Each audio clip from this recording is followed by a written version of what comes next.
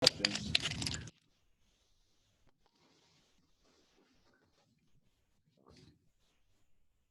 Anyone?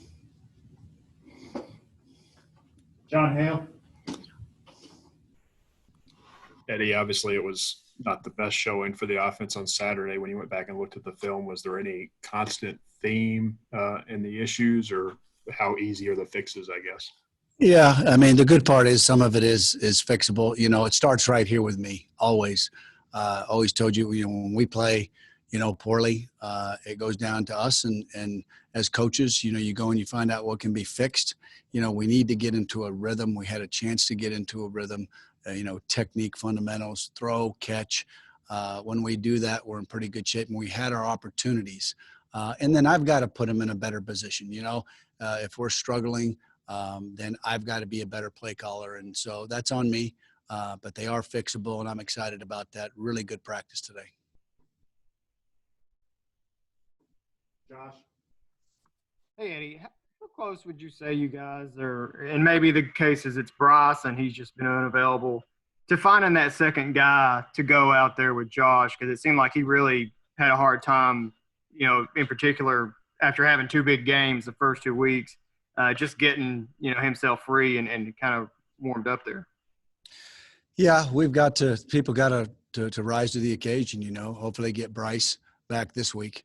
That would be huge. And then we've got to throw and catch. We've got to make sure that we protect. We got to make sure that we throw target balls. We got to make sure we run the right routes, and that the technique part of it in this league is incredible. So, and we'll find different ways to get him the ball this week as well, because he did start out really, really good, and we got to continue to do that. But you're right. If you get somebody out there too that can affect the other side, then it gives him a chance to get freed up. And then we'll do a better job formationally in getting him the ball. Derek? Eddie, AJ's fumbled 2 straight games, and going back to last year, I think it's like 4 lost fumbles in the last 7 games. That hadn't really been an issue with him earlier in his career.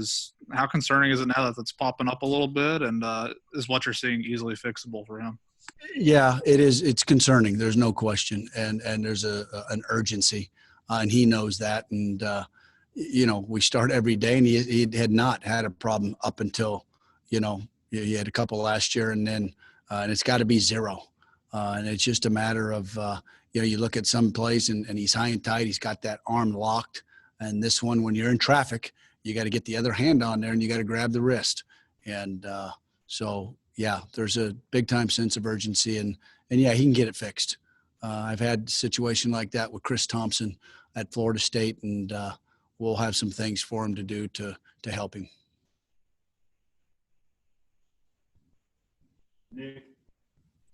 A couple of years back, after a real rough kind of offensive outing against Vanderbilt, the following week you all had 2 or 3 different quarterback packages at Missouri. Is there any scenario where you do something similar after this week? Yeah, I think there's an urgency. I don't think there's a panic, we've got that's happening right now, if the next person up, we've got to produce. But we'll always have a package for all 3 quarterbacks. And so, right now we've got to get better at the details of what we're doing. We've certainly condensed a little bit this week, and I was really pleased with today. Terry had one of his best practices, and Joey threw the ball well. Bo's getting some reps, so it was really good. I was pleased. I think we did a better job of tightening things up as a coaching staff as well. Gary Graves? Coach, I guess by the same token, Chris Rodriguez hasn't had a fumble and appears to be running, most effectively like he did at the end of last year. What do you see with him, and what do you attribute his mistake-free play to doing after having a couple fumbles last year? Yeah, just rose to the occasion. He's a warrior, and he's kind of left off. He's kind of started where he left off last year. He's running really well, running angry, and I really like where Chris is right now. John Hale. Eddie, I think last night on the radio show, Mark mentioned that Chris was a little banged up, AJ's a little banged up, so Jaton's definitely going to have to get some carries this week. What did you like about that one carry he got in the fourth quarter, and how has he kind of carried that over into practice?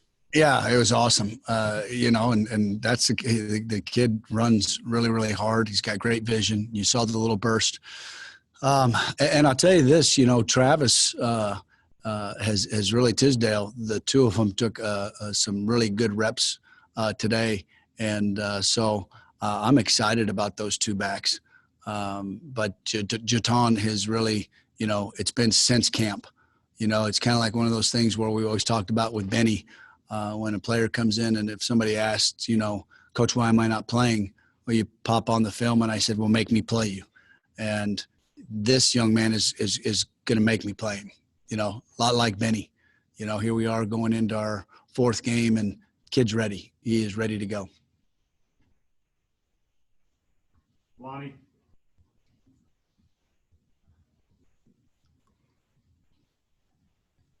Hold on, Lonnie, you're muted. Eddie? Hey, Lonnie. Yeah. One of the Tennessee's strength, maybe the strength on defense is that are the linebackers. They got good linebackers in Henry Toto and Trayvon Flowers and Jeremy Banks. Is he anything special? What do you see in those guys in terms of being able to attack that group? Well, it's a tough group to attack. Each week it just gets harder and harder. And we've got to have a mentality. That whole front seven is really good, Lonnie.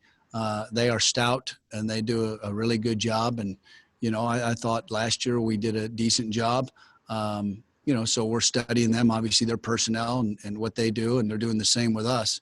And this game really going to come down to a mentality, the physicality and a mental toughness about you when you have to go to Tennessee and play in that stadium. Right. Especially against a really, really good defense. Coach Ansley does a great job. I mean, they're sound. They know where people are going to be, and you got to flat out win. We got two more. Josh and then Derek. Eddie, some people I think were worried about the offensive line a little bit coming out of the game this week. When you looked at what they do, because I watched the play, on the sack that Terry took in the fourth quarter. When I look at it, I'm not really sure that anybody wasn't where they were supposed to be on that play, for example. Can you just maybe walk me through what was supposed to happen there and kind of the O-line as a whole, how you thought they played on Saturday? Yeah, it wasn't up to their expectations. They had a couple blunders like everybody did, but that group right there wants to be perfect. And they gave us some issues, like I had said last week before we played them, a little bit different than what they did that we have not seen. We overcompensated a couple times, talking with Drake and Luke.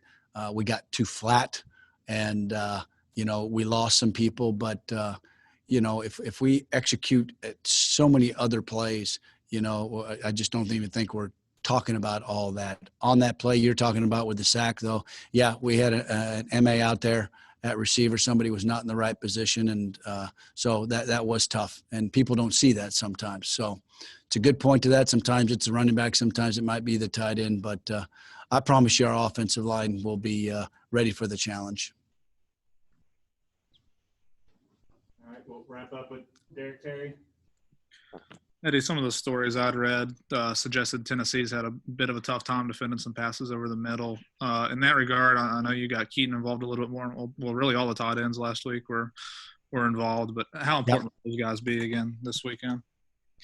Yeah, I don't think there's any question. Those big targets, it was good to see them get involved. It really was, and Terry finding them, and we've got to find those ways, and that's on us to try to find that middle or find wherever we can attack them.